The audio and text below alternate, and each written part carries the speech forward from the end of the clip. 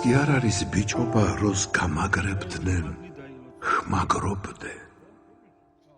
ბიჭს მაშინ დაგიძახებდი, თავისთავად ახვარგობდე.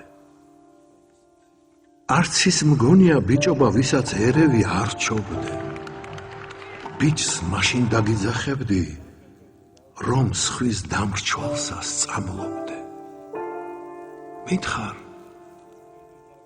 ვის უთქვამ ბიჭობად, დამჩაგვრელებსა სწყალობდე. აბა ბიჭობა ის არის, დაჩაგრულთათვის წვალობდე. არც რა ბიჭობა ეგ არის, მაძღარი ხმხერდე ჰგალობდე.